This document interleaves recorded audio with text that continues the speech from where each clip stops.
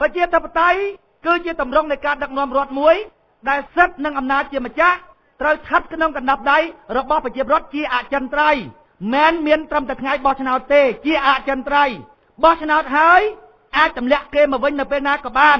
ដើម្បីរក្សាសិទ្ធិនិងអំណាចក្នុងដៃរបស់ប្រជាពលរដ្ឋជាអចិន្ត្រៃយ៍ត្រូវមានប្រព័ន្ធកាត់បន្ថយអំណាចធ្វើឲ្យមានតុល្យភាពអំណាចរវាងអ្នកតំណាងដែលយើងជ្រើសតាំងជាមួយនឹងយើងដែលជាម្ចាស់ឆ្នោតពេលនោះ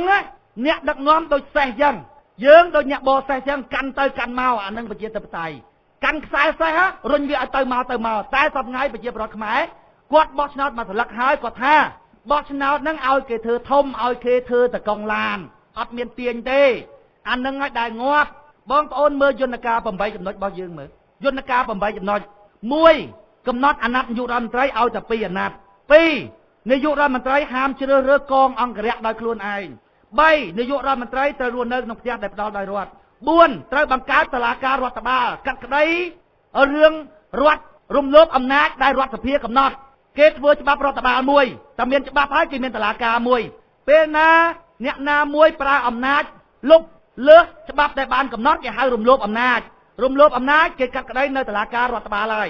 សពថ្ងៃអត់មានទេទី5ទួលនីតិតំណន្តរស័ក្តិចាប់ពីថ្នាក់ឧត្តមសេនីយ៍ទាំងប៉ូលីសទាំងយោធាមិនឲ្យនាយករដ្ឋមន្ត្រីចាត់តាំងកុំឲ្យប្រមូលផ្ដុំអំណាចឲ្យរដ្ឋសភា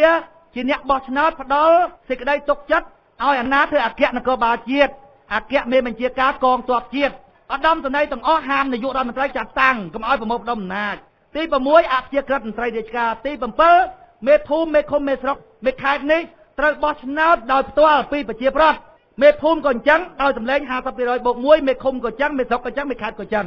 សពថ្ងៃបោះឆ្នោតឃុំបងប្អូនបោះឆ្នោតឲ្យបាក់ដល់ពេលបោះឆ្នោតស្រុកអាសមាជិកក្រុមប្រឹក្សាឃុំសង្កាត់ជាប់ឆ្នោតទៅបោះឲ្យ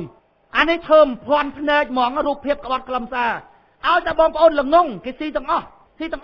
ចឹងហេតុអីបានអញ្ចឹងកុំបន្ទោសគេមកពីល្ងងពេកដល់ពេលទី8បោះឆ្នោតរើតំណាងរាស្ត្រសពថ្ងៃបងប្អូនបោះឆ្នោតអត់បាក់តំណាងទាំងអស់នឹងចុះមកជួបប្រជាប្រដ្ឋគេសិតថានាំសេចក្តីសួរសុខទុក្ខពីមេរបស់គេមកប្រាប់ប្រជាប្រដ្ឋគេអត់មានឈរខាងបងប្អូនទេណាគេឈរខាងមេគេព្រោះបងប្អូនបានបោះឆ្នោតឲ្យមេគេបោះឆ្នោតអត់បាក់យើងចង់កែអាប្រព័ន្ធនឹងចេញដើម្បីយកអ្នកតំណាងរាស្ត្រមកនៅខាងយើងរួចឲ្យតែងច្បាប់7ជាតិកាត់បន្ថយអំណាចដើម្បីឲ្យមានតុល្យភាពអំណាចរវាងប្រជាប្រដ្ឋដែលជាម្ចាស់ប្រទេសជាមួយនឹងអ្នកតំណាងពេលនោះបងប្អូនពិបាករើសនាយករដ្ឋមន្ត្រីបន្តិចហើយពីព្រោះកៅអីនេះវាក្តៅណាស់អង្គុយមិនស្រួលជាប់គុកតែមិនស្រួលទេអ្នកដឹកនាំចុះពីតំណែងភ្លាមបងប្អូនខ្លះគាត់ច្រឡំគាត់ស្មានថាស្រុកគេអំណាចប្រមូលផ្ដុំពេលណាកាន់ការងារមិនស្រួលអីមិនតិចនាយករដ្ឋមន្ត្រីគេសុំចុះពីតំណែងសំរៀងស៊ីយ៉ាងកម្មសខាបញ្យលមុនគេណោះឃើញស្រុកគេមេដឹកនាំគេមិនក្រាញអំណាចទេ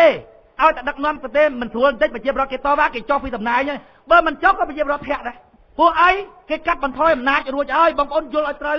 សមាធិនៅកន្លែងហ្នឹងបងប្អូនស្ដាប់គិតត្រេះរិះពិចារណាបើឃើញតែខុសកន្លែងណាឡើងមកតវ៉ាខ្ញុំសូមបញ្ចប់ចំណាប់អារម្មណ៍គ្រាដំបូងរបស់ខ្ញុំត្រឹមប៉ុណ្ណេះសូមអរគុណ